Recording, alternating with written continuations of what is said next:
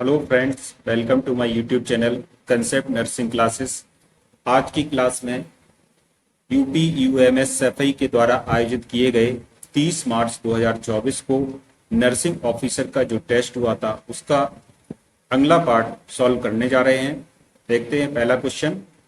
Human placenta after delivery is disposed in which colour bag? Placing it in red bag and chemical disinfection, placing it in black bag and autoclaving, placing it in yellow bag and incineration, placing it in bleach bag and microwaving। आपको बताना है कि जो प्रसव के बाद जो placenta होता है उसको किस कलर बैग में डिस्कार्ड किया जाता है। इसका आंसर बिल्कुल सही है, ऑप्शन सी, इसको येलो कलर के बैग में डिस्कार्ड किया जाता है। अगला क्वेश्चन देखते हैं। In following which is vector borne disease? Tetanus, measles, dengue, diphtheria. आपको बताना है इनमें से वेक्टर बॉर्न डिजीज कौन सी है। इसका सही आंसर है डेंगू एक वेक्टर बॉर्न डिजीज है। और वेक्टर बॉर्न डिजीज के कंट्रोल के लिए भारत सरकार ने एक प्रोग्राम चलाया है जिसको कहते हैं NVVDCP, national vector borne disease control programme. इसमें 6 बीमारियां सम्मिलित की गई हैं जिसमें एक बीमारी डेंगू है। इसके अलावा मलेरिया, चिकनगुनिया, जापानी एन्सेफलाइटिस, इस प्रकार से इसमें 6 बीमारियों का समाविष्ट किया गया है। वेक्टर बॉर्न बीमारियां ऐसी बीमारियां होती हैं जो किसी वेक्टर के द्वारा मनुष्य में फैलती हैं। जैसे मनुष्य में फैलने वाला मलेरिया का वाहक परजीवी होता है प्लाज्मोडियम और जबकि उसका वेक्टर होता है मादा एनाफिल्स। अगला क्वेश्चन देखते हैं। Children nurses have an obligation to promote the health of children and young people. In order to do this it is necessary to have an understanding of child development, particularly cognitive development, along with an understanding of how children learn in relation to promoting health to preschool children. Which of the following factors are most important? देखिए यहाँ पर थोड़ा सा ये option question बहुत बड़ा है, इसको पढ़ेंगे। बच्चों की नर्सों का दायित्व है कि वे बच्चों और युवाओं के स्वास्थ्य को बढ़ावा दें। ऐसा करने के लिए बाल विकास, विशेष रूप से संज्ञानात्मक विकास की समझ के साथ साथ बच्चे कैसे सीखते हैं इसकी समझ होना आवश्यक है। पूर्व स्कूली बच्चों के स्वास्थ्य को बढ़ावा देने के संबंध में निम्न में से कौन से कारक सबसे महत्वपूर्ण हैं? Option A rewards, friends, written information. Option B written information, time for question, play. C, play good communication rewards. D, friends, sensitivity and leaflets. Correct answer होगा option C, play good communication reward. Next अगला प्रश्न है। In family of 8 person with 2 couples P is the. देखिए ये एक reasoning का question है तो इसलिए इसको अभी छोड़ते हैं, बाद में देखेंगे। अगला क्वेश्चन देखेंगे जो इसका नर्सिंग वाला पोर्शन है वो पहले करेंगे solve. Play for pre school child is necessary for emotional development of. Pre school बच्चे के भावनात्मक विकास के लिए खेलना आवश्यक है। ऑप्शन ए है इसका इंडिपेंडेंस, प्रोजेक्शन, कंपटीशन, इंट्रोजेक्शन। सही आंसर होगा option C, competition. Pre school child का इमोशनल डेवलपमेंट के लिए जो सबसे अच्छी चीज है इमोशनल डेवलपमेंट के लिए वो होती है कंपटीशन। अगला क्वेश्चन देखेंगे। A children's nurse who uses an opportunity to speak to a child about the importance of wearing a cycle helmet by providing verbal information followed up with written information in the form of age appropriate leaflets is using which of the following health promotion approaches? Option A, societal, behavioral, educational and medical. देखेंगे इसका हिंदी अनुवाद क्या होता है। एक बच्चों की nurse जो मौखिक जानकारी प्रदान करके साइकिल हेलमेट पहनने के महत्व के बारे में एक बच्चे से बात करने के अवसर का उपयोग करती है। उसके बाद आयु उपयुक्त पत्रक के रूप में लिखित जानकारी प्रदान करती है। निम्नलिखित में से किस स्वास्थ्य संवर्धन दृष्टिकोण का उपयोग कर रही है। देखिए ऐसा है कि एक नर्स है जो बच्चे को ये समझा रही है कि आपको साइकिल वाला हेलमेट पहनना क्यों जरूरी है, उसके महत्व के बारे में बता रही है। तो सबसे अच्छा जो इसमें दृष्टिकोण होगा उसको समझाने के लिए और फिर उसको लिखित में ही बता रही है, तो ये एक प्रकार का एजुकेशनल प्रमोशन अप्रोच है। ठीक है, इसलिए इसका ऑप्शन सी सही है। अगला प्रश्न है, to increase awareness of rural population towards small family norms, the best method is। Rural population में यदि छोटे परिवार के प्रति जागरूकता बढ़ानी है तो सबसे बेस्ट मेथड क्या होगा, यहाँ पर ये पूछा गया है। Option A television, charts and exhibits, role playing और फिल्म शो।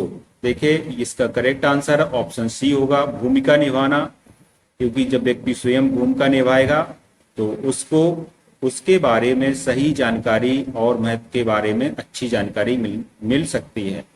नेक्स्ट क्वेश्चन देखते हैं, विच of the following food is rich in omega 3 fatty acid. Omega 3 fatty acid से भरपूर फूड कौन सा है। ये चार ऑप्शन है आपके लिए। ऑप्शन ए पोर्क है, उसके बाद एग, उसके बाद ऑयली फिश और नेक्स्ट है चिकन। तो जो ओमेगा 3 फैटी एसिड से रिच फूड होता है वो है आपका ऑयली फिश या मछली वाला तेल। नेक्स्ट क्वेश्चन नंबर 40 देखेंगे, a woman who is receiving cancer chemotherapy exhibits all of the following which is most indicative of bone marrow depression। Alopecia, petechiae, stomatitis, constipation. Cancer chemotherapy प्राप्त करने वाली महिला में निम्नलिखित सभी लक्षण प्रदर्शित होते हैं। अस्थि मज्जा अवसाद का सबसे अधिक संकेतक कौन सा है। देखिए ऐसा है कि एक महिला है जिसको कैंसर कीमोथेरेपी चल रही है और उसमें बोन मैरो डिप्रेशन आ गया है। तो बोन मैरो डिप्रेशन का जो इंडिकेशन है वो क्या हो सकता है इनमें से। इसका सही आंसर होगा option B, petechiae bone marrow depression का करेक्ट ऑप्शन है, करेक्ट संकेत होता है। अगला क्वेश्चन देखते हैं, A 65-year-old man has been admitted to the hospital for spinal stenosis surgery. When does the discharge training and planning begin for this patient? एक 65 वर्षीय व्यक्ति को स्पाइनल स्टीनोसिस सर्जरी के लिए अस्पताल में भर्ती कराया गया है। इस रोगी के लिए डिस्चार्ज प्रशिक्षण और योजना कब शुरू होती है। Option A within 48 hours of discharge, option B pre operative discussion, option C following surgery, option D upon admit. तो इसको डिस्चार्ज प्रशिक्षण योजना शुरू तभी हो जाती है जब उसको एडमिट किया जाता है, इसलिए इसका ऑप्शन डी सही होगा। अगला क्वेश्चन देखते हैं, carrier stage of hepatitis B virus is 6 months, 3 months, 9 months, life long. देखिए ये जो कैरियर स्टेज होती है हेपेटाइटिस बी वायरस की, ये 9 मंथ्स की होती है, इसलिए इसका ऑप्शन सी बिल्कुल सही है। Next question, magical thinking, peculiar notions, ideas of reference, illusions and derealisation are part of which personality disorder. Borderline, schizoid, paranoid, schizotypal. Correct answer होगा ऑप्शन डी सीजोटाइपल। जादुई सोच, अजीब अवधारणाएं, संदर्भ के विचार, भ्रम और व्युत्पत्ति, ये किस व्यक्तित्व विकार का हिस्सा है। देखिए ये इसमें जो टर्म्स दिए गए हैं ये एक प्रकार के पर्सनालिटी डिसऑर्डर में आते हैं। तो पर्सनालिटी डिसऑर्डर के भी कई टाइप्स होते हैं। तो ये जो इसमें यहाँ पे पॉइंट दिए गए हैं ये किस प्रकार का पर्सनालिटी डिसऑर्डर है, जिसमें व्यक्ति की सोच जादुई हो जाती है, उसको अजीब तरह की धारणाएं बस मन में बस कर जाती हैं, भ्रम सा रहता है। तो ये जो उसका पर्सनालिटी डिसऑर्डर है ये एक प्रकार का सीजोटाइपल डिसऑर्डर है, इसलिए ऑप्शन डी इसका बिल्कुल सही है। अगला प्रश्न देखते हैं। Which usually rare cancer is associated with HIV? Option A penile cancer, mesothelioma, Kaposi sarcoma, astrocytoma. Correct answer होगा option C Kaposi sarcoma. Which usually rare cancer is associated with HIV?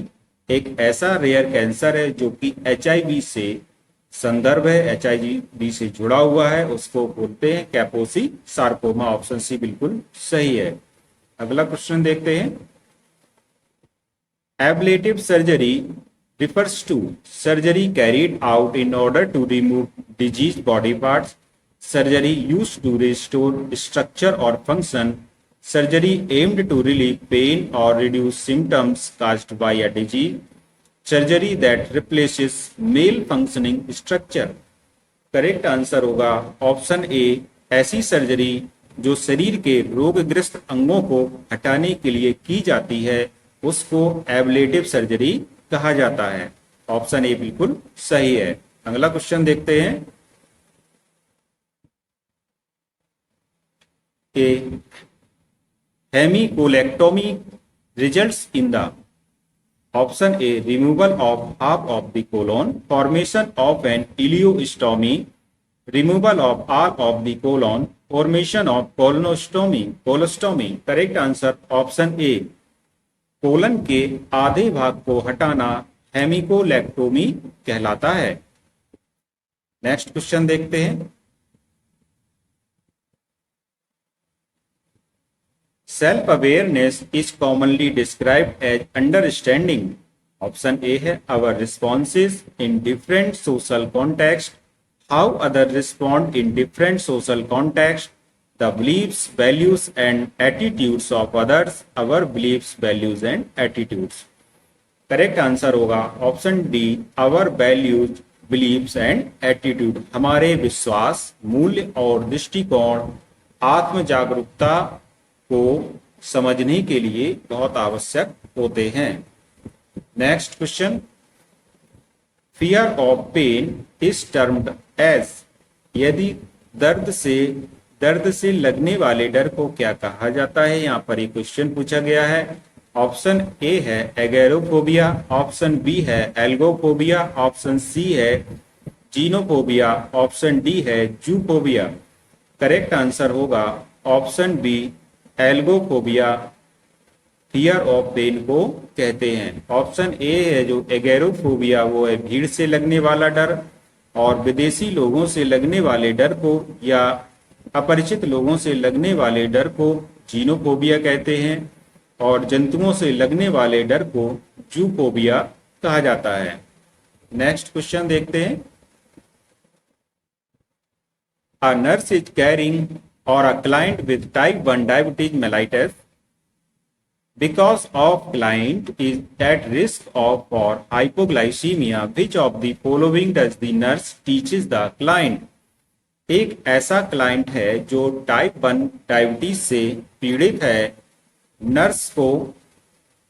Nurse यह समझ रही है कि इस व्यक्ति को hypoglycaemia का खतरा है, तो नर्स ग्राहक को क्या समझाएगी? Option A glucose tablet and subcutaneous glucagon should be made available, कि इस पेशेंट को ग्लूकोज की गोलियां और सबक्यूटेनियस ग्लूकेगॉन मीन्स ऐसा ग्लूकेगॉन जो जीभ के सबक्यूटेनियस ग्लूकेगॉन अपने पास रखना चाहिए। सॉरी, जीभ के नीचे इसमें नहीं लिखा था।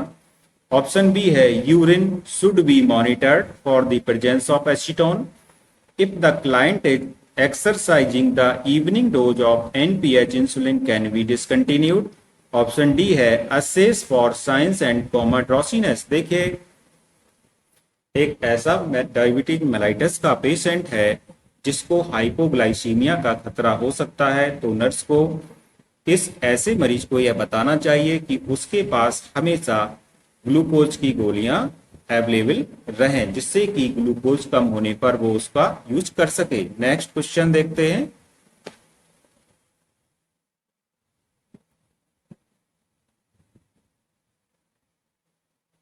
A 34-year-old female has recently been diagnosed with an autoimmune disease. She has also recently discovered that she is pregnant. Which of the following is the only immunoglobulin that will provide protection to the fetus in the womb? IgD, IgG, IgE, IgA। एक 34 वर्षीय महिला है जो हाल ही में auto immune disease से ग्रसित है, ऐसा पता चला है, और उसे ऐसा भी जानकारी लगी कि वह गर्भवती है। तो इनमें से कौन सा एकमात्र इम्यूनोग्लोब्यूलिन है जो गर्भ में भ्रूण को सुरक्षा प्रदान करेगा? तो जो भ्रूण को सुरक्षा प्रदान करने वाला इम्यूनोग्लोब्यूलिन वो होगा ऑप्शन बी IgG। इसका ऑप्शन भी बिल्कुल करेक्ट होगा। अगला प्रश्न देखते हैं। The therapy which is aimed at providing a healthy environment which helps in early recovery of the patient, miliotherapy, flooding, hypnosis, aversion therapy। इस थेरेपी का उद्देश्य एक स्वस्थ वातावरण प्रदान करना है जो रोगी को शीघ्र स्वस्थ होने में मदद करता है। इस प्रकार की थेरेपी होती है जो मिलियोथेरेपी होती है। इसका उद्देश्य होता है कि रोगी को शीघ्र ही स्वास्थ्य प्रदान करना। ऑप्शन ए इसका बिल्कुल सही है। Next question. A nurse is making round taking vital signs. Which of the following vital sign is abnormal? A 6-year-old female 100 beats per minute, 26 respiration per minute, 9 to 70 mmHg. B 11-year-old male 90 beats per minute, 22 respiration per minute, 100 to 70 mmHg. 5-year-old male 102 beats per minute, 24 respiration 5 minutes, 90 to 65 mmHg. 13-year-old female 105 beats per minute, 22 respiration per minute, 105 to 60 mmHg। देखिए, ऐसा है, nurse round पर है और वह vital sign check कर रही है, तो वो देखती है कि ये 4 ऑप्शन है, इनमें से कौन सा वाइटल साइन एबनॉर्मल होगा? करेक्ट आंसर है इसका ऑप्शन डी। इसका बिल्कुल सही है। 13 वर्षीय महिला है जिसमें जो हार्ट बीट है वो 105 बीट्स पर मिनट है, और जो उसका बीपी है 105/60, यानी कि ये भी लो है और ये हाई है, और ये इसकी जो रेस्पिरेशन है वो भी हाई है, इसलिए ये एबनॉर्मल वाइटल साइन होगा। नेक्स्ट क्वेश्चन देखते हैं। They built this temple 3000 years ago. This must fill in the blank a great civilization। तो इसमें ये इंग्लिश ग्रामर से संबंधित क्वेश्चन आ गया है। इसमें जो फिल इन दी ब्लैंक्स की जगह पर होगा, इसमें होगा have been. They built this temple 3000 years ago. They must have been a great civilization। Option B इसका बिल्कुल सही है। नेक्स्ट क्वेश्चन देखते हैं। एंड्रोगाजी refers to child learning, experimental learning, action learning, adult learning। तो एंड्रोगाजी किससे संबंधित है? ऑप्शन डी इसका बिल्कुल सही है। एडल्ट लर्निंग या वयस्क शिक्षा को एंड्रोगाजी कहते हैं। नेक्स्ट क्वेश्चन देखते हैं। Which recovery model has 3 key components or domains? किस पुनर्प्राप्ति मॉडल में 3 प्रमुख घटक या डोमेन है? Strengths model, collaborative recovery model, well being and recovery action plan approach, tidal model. Correct answer होगा ऑप्शन डी, टाइडल मॉडल में 3 प्रमुख घटक या डोमेन होते हैं। नेक्स्ट क्वेश्चन देखते हैं। अगला प्रश्न है, ए 70-year-old heavy smoker presents with hoarseness, which of the following cancers is most likely cause of this hoarseness? एक 70 वर्षीय भारी धूम्रपान करने वाले व्यक्ति की आवाज भारी हो सकती है। निम्नलिखित में से कौन सा कैंसर उसकी कर्कश आवाज का सब संभावित कारण है? A, oesophageal cancer, lung cancer, laryngeal cancer, thyroid cancer. Correct answer होगा ऑप्शन सी, लैरिंजियल कैंसर उसकी आवाज को कर्कश करने का सबसे मेन कारण होगा। नेक्स्ट क्वेश्चन देखते हैं। Question number 17, what is empathy? Interrupting others while they are speaking. Option B है ignoring the emotions of other. Option C है understanding and sharing the feelings of others. Option D है convincing others to agree with your viewpoint. Correct answer होगा option C, दूसरों की भावनाओं को समझना और साझा करना ये सहानुभूति होती है। देखिए ऐसा है,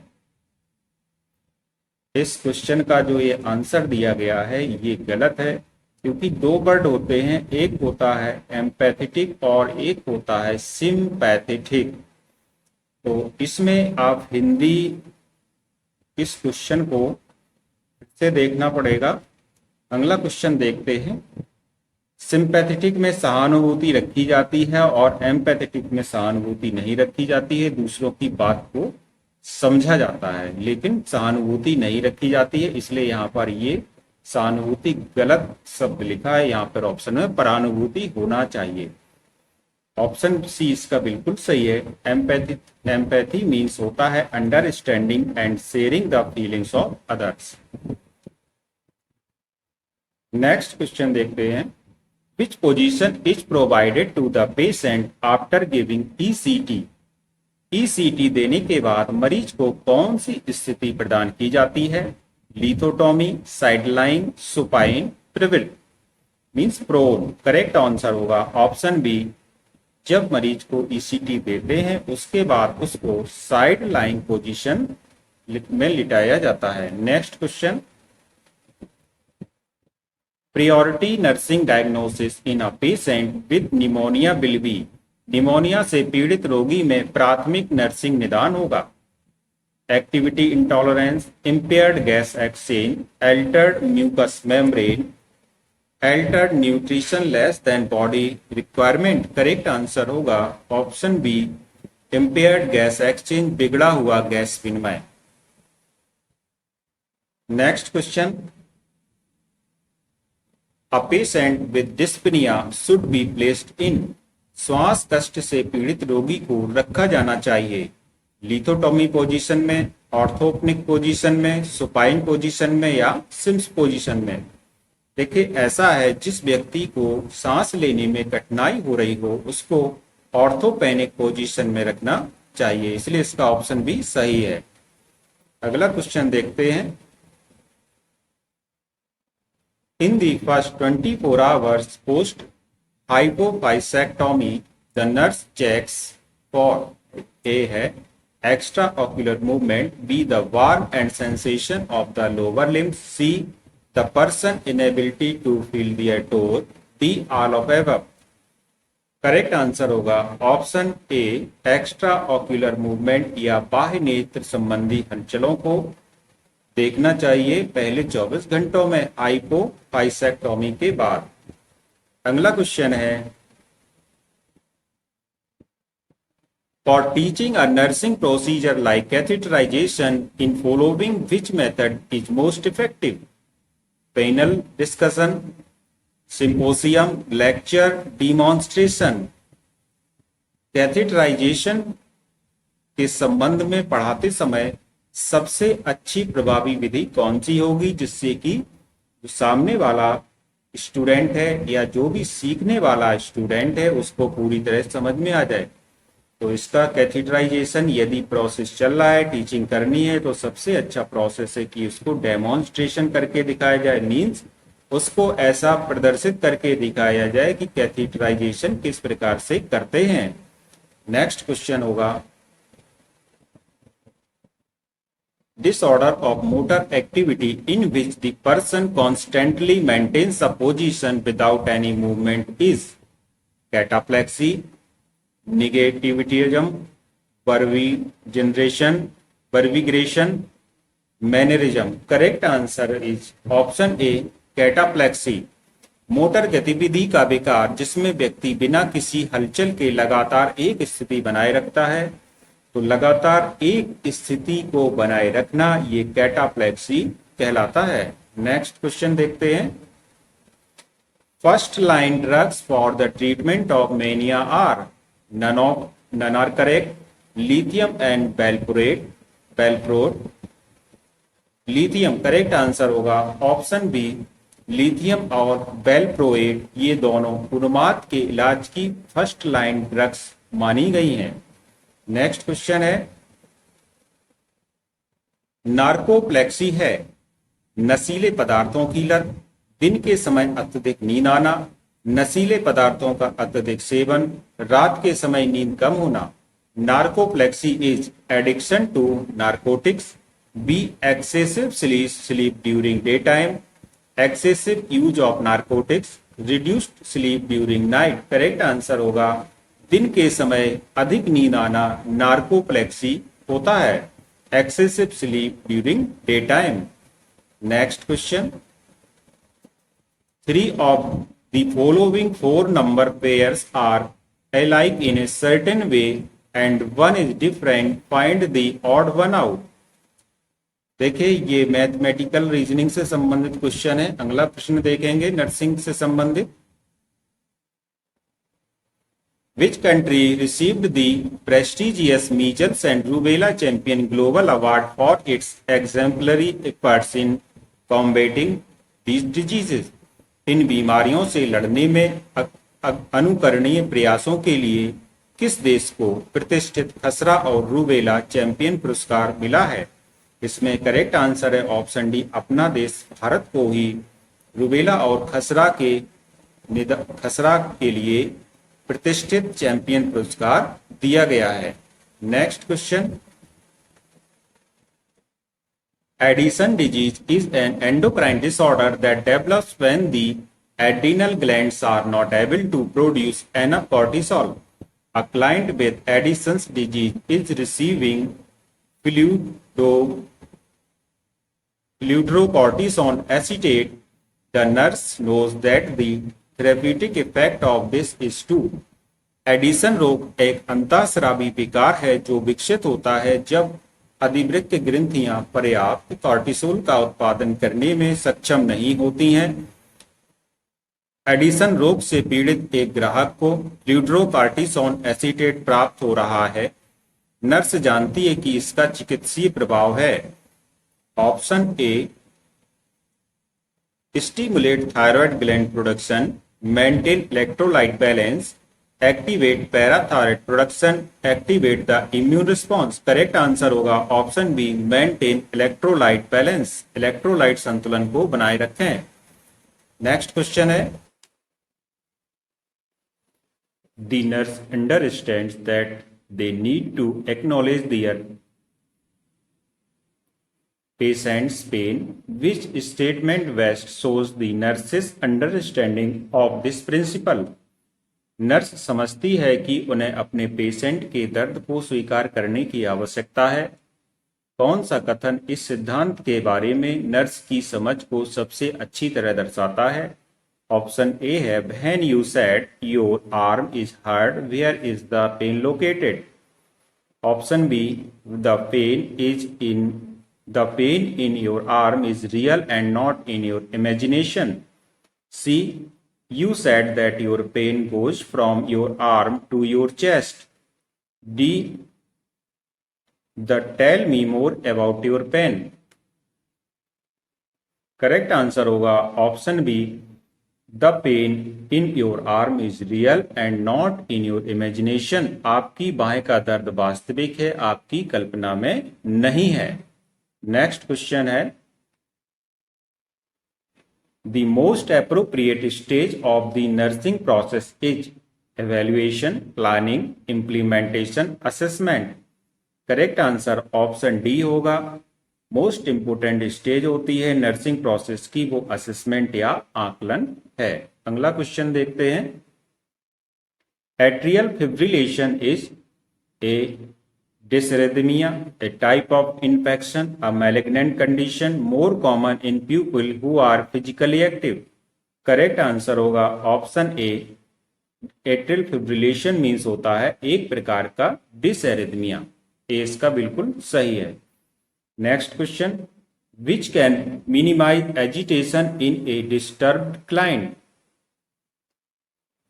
जो परेशान ग्राहक में उत्तेजना को कम कर सकता है, ये चार ऑप्शन है। कौन सा कम कर सकता है?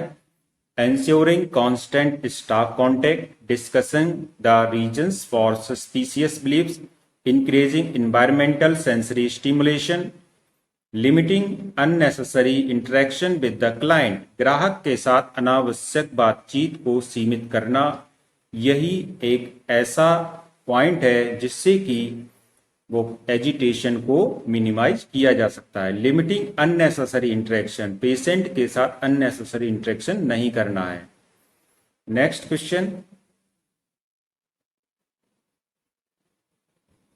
इन a wound abscess the commonest bacterium found is bacteriocyte, staphylococcus aureus, pseudomonas aeruginosa, streptococcus प्यूगनस।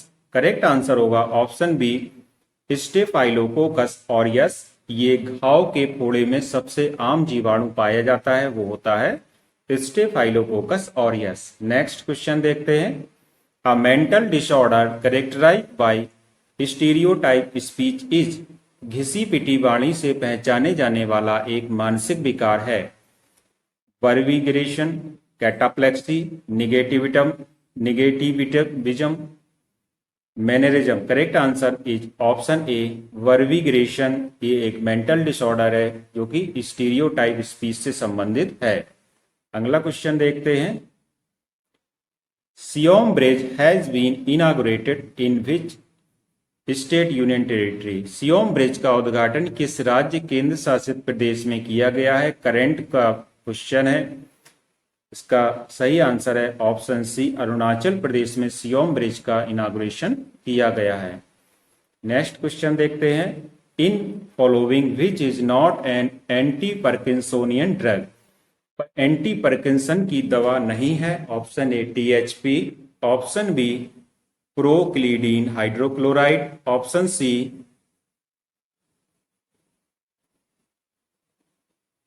रिसरपेरिडीन, option D carbidopa.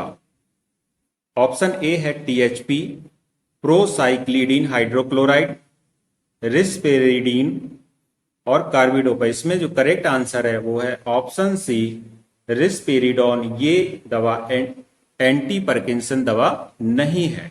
और बाकी टीएचपी, प्रोसाइक्लिडीन हाइड्रोक्लोराइड और कार्बिडोपा ये एंटी पार्किंसन दवा हैं। नेक्स्ट क्वेश्चन देखते हैं, क्वेश्चन नंबर 38। देखिए ये इंग्लिश ग्रामर से संबंधित क्वेश्चन है। अगला क्वेश्चन देखते हैं, नर्स मानती है कि एनोरेक्जिया नर्वोसा के निदान के लिए सबसे विशिष्ट संकेत और लक्षण है। The nurse recognise that the most effective sign and symptom for diagnosing anorexia nervosa are compulsive behaviour, excessive fears and nausea, excessive activity, memory lapses and an increased pulse, slow pulse, mild weight loss and alopecia, excessive weight loss, amenorrhea and abdominal distension। Correct answer होगा option D ही इसका बिल्कुल सही है। Excessive weight loss, amenorrhoea and abdominal distension, अत्यधिक बजर घटना, रजोरोध और पेट में फैलाव, ये सभी लक्षण होते हैं किसके? एनोरेक्जिया नर्वोसा के। नेक्स्ट क्वेश्चन देखते हैं, Superficial ones affect all layers, the dermis, the epidermis, the underlying muscle. Correct answer होगा ऑप्शन सी सुपरफिशियल वर्ण, जिसको हम प्रथम डिग्री का वर्ण भी कहते हैं। यह केवल बाह्य त्वचा या एपिडर्मिस को ही प्रभावित करती है। नेक्स्ट क्वेश्चन देखते हैं।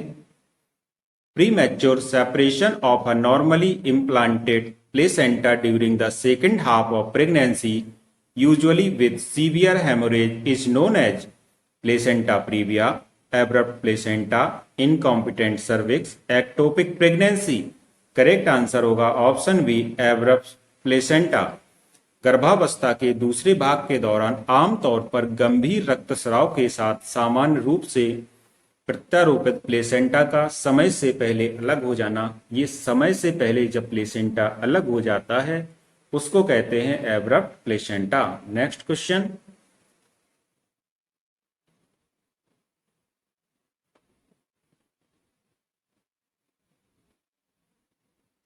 A neuromuscular blocking agent is administering to a client before ECT therapy.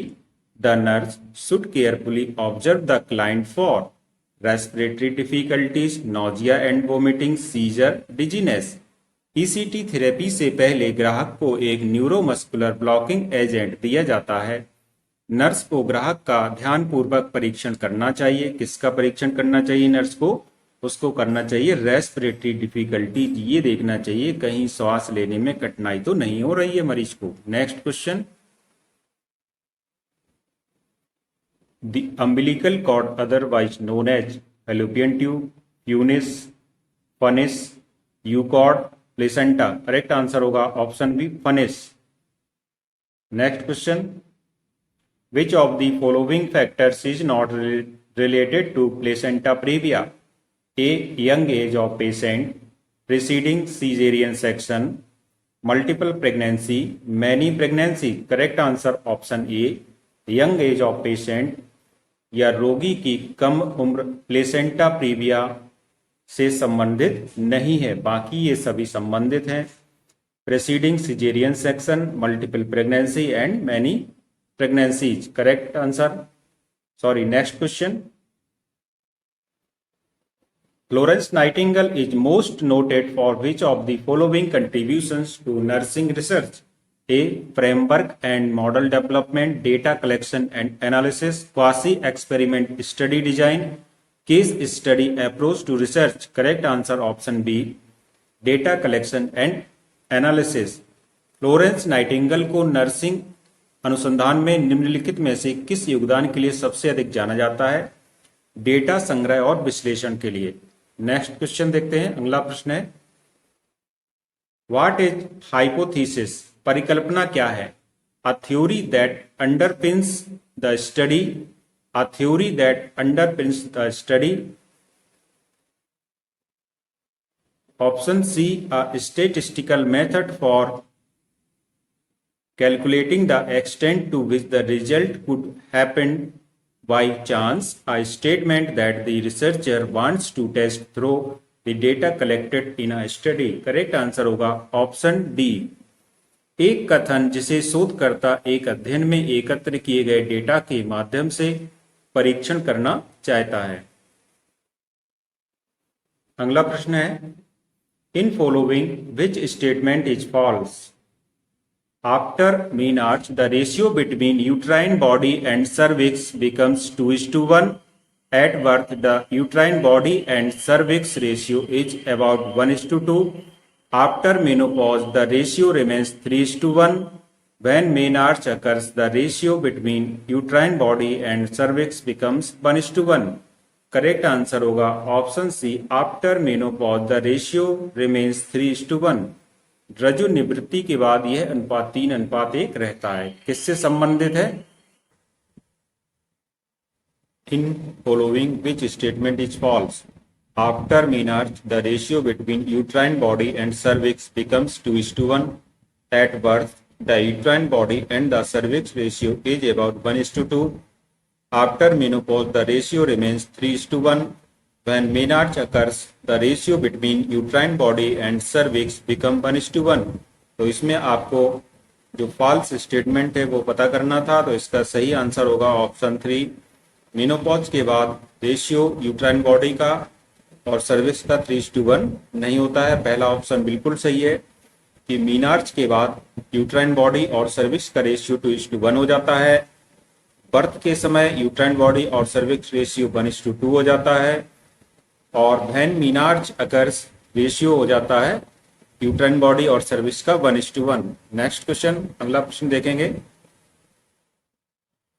Absence of menstrual cycle in female during reproductive period is termed as dysmenorrhoea, hypomenorrhoea, epimenorrhoea, amenorrhoea. Correct answer होगा option D, amenorrhoea. Next question, polycystic ovarian disease may occur secondary amenorrhea due to option A all, option B excessive production of estrogen, option C excessive production of FSH, option D excessive production of androgens। Polycystic डिम्ब ग्रंथि रोग माध्यमिक amenorrhoea के कारण होता है, तो ये आंसर करेक्ट होगा इसका ऑप्शन डी, एंड्रोजन के अत्यधिक उत्पादन के कारण पॉलीसिस्टिक ओवेरियन डिजीज होती है। नेक्स्ट अगला प्रश्न है, what is the commonest cause of postpartum haemorrhage? Option A subinvolution, puerperal sepsis, atonicity of uterus, birth injury. Correct answer होगा ऑप्शन सी, यूट्रस की एटोनिसिटी के कारण पोस्टपार्टम हेमरेज सबसे अधिक बार देखा गया है। अगला क्वेश्चन है, chronic excess thyroid hormone replacement over a number of years in postmenopausal women can lead to hyperparathyroidism, osteoporosis, osteoarthritis, diffuse non toxic goitre. Correct answer होगा option B, osteoporosis. The diagnosis of mental illness is generally carried out by which of the following? Mental illness मानसिक बीमारी का निदान आमतौर पर किसके द्वारा किया जाता है? ऑप्शन ए है a psychiatric nurse, a counsellor, a clinical psychologist, a psychiatrist. तो मानसिक बीमारी का निदान आमतौर पर एक साइकेट्रिस्ट या एक मनोचिकित्सक के द्वारा किया जाता है।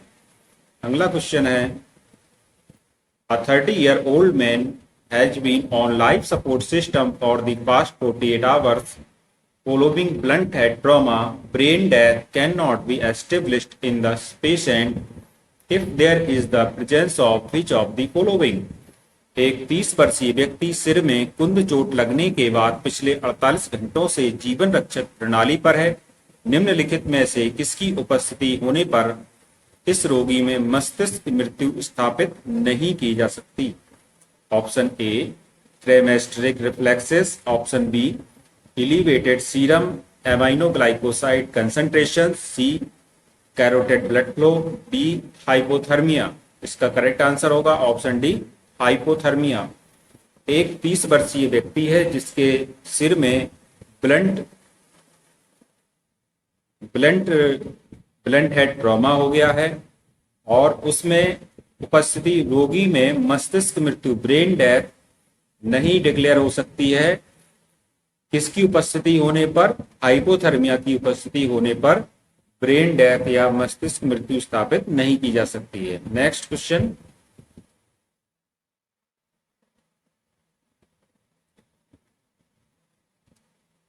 विच structure provides the major support to the uterus and cervix? कौन सी संरचना गर्भाशय और गर्भाशय ग्रीवा को प्रमुख सहारा प्रदान करती है? Broad ligaments, uterosacral ligaments, cardinal ligaments, round ligaments. Correct answer होगा ऑप्शन सी, कार्डिनल लिगामेंट्स।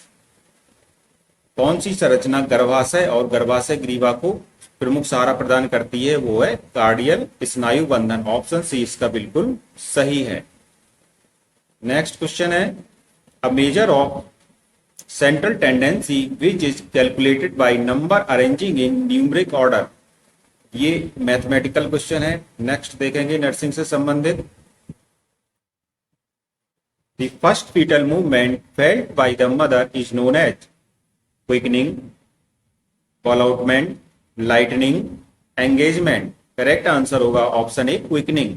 मां द्वारा महसूस की गई भ्रूण की पहली हलचल को स्पंदन या क्विकनिंग कहा जाता है। अगला क्वेश्चन है,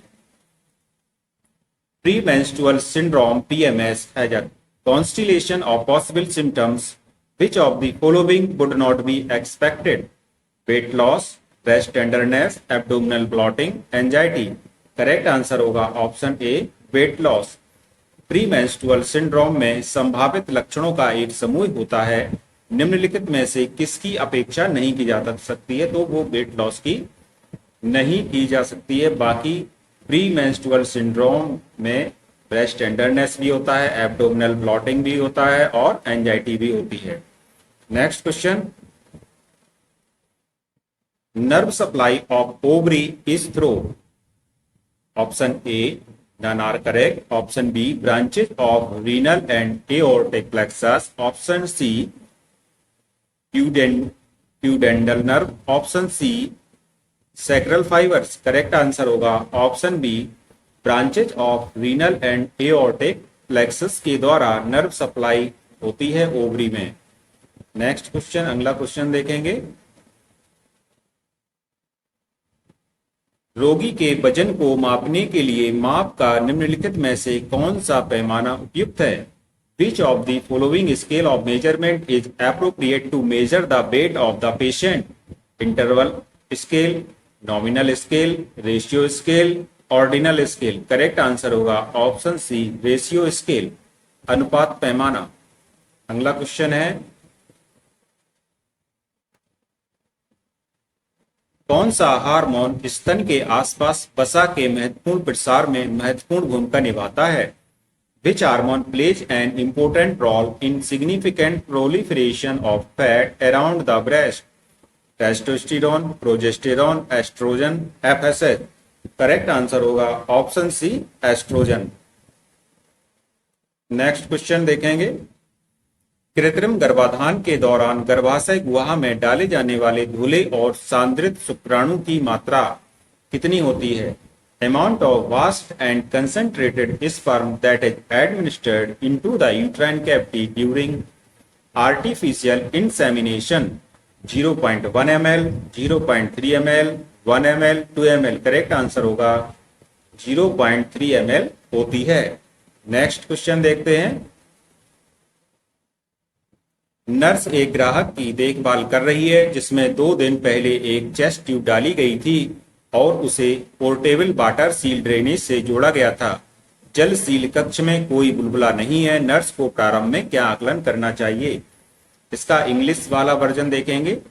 the nurse is caring for a client who had a chest tube inserted and attached to portable water seal drainage 2 days ago. There is no bubbling in the water seal chamber. What should the nurse assess initially? Option A, see if the suction is turned on. Option B, observe the wound for excess drainage. Option C, auscultate the lungs. Option D, check the system for air sacs. Correct answer होगा option सी, इसका बिल्कुल सही है, auscultate the lungs, फेफड़ों का श्रवण करें। तो इसमें जो क्वेश्चन था, नर्स एक ऐसे रोगी की देखभाल कर रही है जिसमें 2 दिन पहले चेस्ट ट्यूब डाली गई थी और उसे पोर्टेबल वाटर ड्रेनेज से जोड़ा गया था। तो इसमें हो रहा है there is no bubbling in the water seal chamber. What should the nurse initially see? तो जो बबलिंग वाटर सील चेम्बर में कोई बबलिंग नहीं हो रही है, तो नर्स को सबसे पहले किसका आकलन करना चाहिए? तो नर्स को सबसे पहले आकलन करना चाहिए, यदि वाटर सील चेम्बर में बबलिंग ना हो तो एस्कल्टेट दी लंग्स, फेफड़ों का श्रवण करें, इसका सबसे पहले आकलन करना चाहिए। अगला प्रश्न है, which of the listed drugs is not used in the treatment of premature labour? Prostaglandins, calcium antagonist, nifedipine, magnesium sulphate, sympathomimetic. Correct answer होगा ऑप्शन ए प्रोस्टाग्लैंडिन। सूचीबद्ध दवाओं में से किसका उपयोग समय पूर्व प्रसव के उपचार में नहीं किया जाता है तो ये नहीं किया जाता है, वो प्रोस्टाग्लैंडिन का नहीं किया जाता है। बाकी प्री मैच्योर लेबर के लिए निफेडिपिन, मैग्नीशियम सल्फेट और पर्ट्यूसिस्टेन इनका यूज किया जाता है। अगला प्रश्न है, निम्नलिखित में से कौन सी नेतृत्व शैली सबसे प्रभावी है? Which of the following leadership style is most effective? Autocratic leadership, bureaucratic leadership, laissez faire leadership, option D democratic leadership. Correct answer होगा ऑप्शन डी डेमोक्रेटिक लीडरशिप सबसे अच्छी है। किसके लिए? लीडरशिप स्टाइल मोस्ट इफेक्टिव एक लीडरशिप स्टाइल है democratic leadership. Next question है, level of SCG in the maternal circulation typically peak at what level at what gestational age? SCG का peak level पूछ रहे हैं, कब होगा और कितने वीक पर होगा? तो ये होगा ऑप्शन ए है 10,000 MIU per ml at 10 weeks, 10,000 international unit per ml at 20 weeks, 10,000 1 lakh international unit ml per ml at 10 weeks, 1 lakh per ml at 40 weeks। Correct answer होगा ऑप्शन सी 10 सप्ताह में 1 lakh international unit प्रति ml ये SCG का peak level होता है। Next अगला प्रश्न देखेंगे, the concept of MHW was given by Chadha committee, Bhore committee, Srivastava committee, Kartar Singh committee. तो MHW की अवधारणा ये दी गई थी करतार सिंह कमेटी के द्वारा। नेक्स्ट क्वेश्चन है, निम्नलिखित में से कौन सा नर्सिंग अनुसंधान की विशेषता नहीं है? Which of the following is not a characteristic of nursing research? तो इसमें जो नर्सिंग रिसर्च की विशेषता नहीं है वो आपको देखना है। Option A involves precise observation and accurate description, B uses chaotic method of problem solving, C requires full skill of writing reported, development of theories, principles and generalizations। Correct answer होगा option B uses chaotic method of problem solving, समस्या समाधान की अराजक पद्धति का उपयोग करना इसकी विशेषता नहीं है, क्योंकि इसमें ये शब्द दिया गया है जो कि एक नेगेटिव शब्द है और नेगेटिव शब्द ही इसका करेक्ट आंसर होगा। नेक्स्ट क्वेश्चन देखते हैं। अगला प्रश्न है, a person seeing a rope takes to be snake, this condition is called. एक शख्स रस्सी को देखकर सांप समझ लेना मीन्स रस्सी का सांप बना। यदि कोई शख्स रस्सी का सांप बना रहा है तो ये इस स्थिति को क्या कहते हैं? डिलीरियम कहते हैं, डीरियलाइजेशन कहते हैं, इल्यूजन कहते हैं या हेल्यूसिनेशन कहते हैं। तो इसको कहते हैं कि वो भ्रम में है और इसको इल्यूजन कहते हैं। नेक्स्ट अगला क्वेश्चन है, प्रीक्लैम्सिया वाली महिला में ऐंठन का खतरा खत्म। The danger of convulsions in a women with preeclampsia ends after delivery occurs after labor begins 48 hours postpartum, 24 hours postpartum। तो इसका करेक्ट आंसर होगा 48 आवर्स पोस्टपार्टम, प्रसवोत्तर 48 घंटे के बाद कन्वर्जन का खतरा प्रीक्लैम्सिया का एंड हो जाता है। नेक्स्ट क्वेश्चन है, अगला क्वेश्चन देखेंगे, randomly selected a proportionate amount from subgroups is an example of convenience sampling, stratified sampling, systemic sampling, random sampling. Correct option होगा ऑप्शन बी स्ट्रेटिफाइड सैम्पलिंग, स्तरीकृत प्रतिचयन। रैंडमली सिलेक्ट करना ये stratified sampling होता है from सब groups. Next अगला प्रश्न देखेंगे, छाती की नली निकालते समय रोगी को कौन सा निर्देश दिया जाता है? Which instruction is given to the patient while removing chest tube? Lie down calmly, शांति से लेट जाओ, होल्ड ब्रेथ, सांस रोको, deep breath, exhale and bear down, गहरी सांस लें, छोड़ें और नीचे झुकें, परफॉर्म परस्यूट लिप ब्रीदिंग, होंठों को सिकोड़कर सांस लें। करेक्ट आंसर होगा, यदि छाती की नली निकालना है तो उसको निर्देश देंगे deep breath, exhale and bear down, गहरी सांस लें, छोड़ें और नीचे झुकें। अगला क्वेश्चन देखेंगे,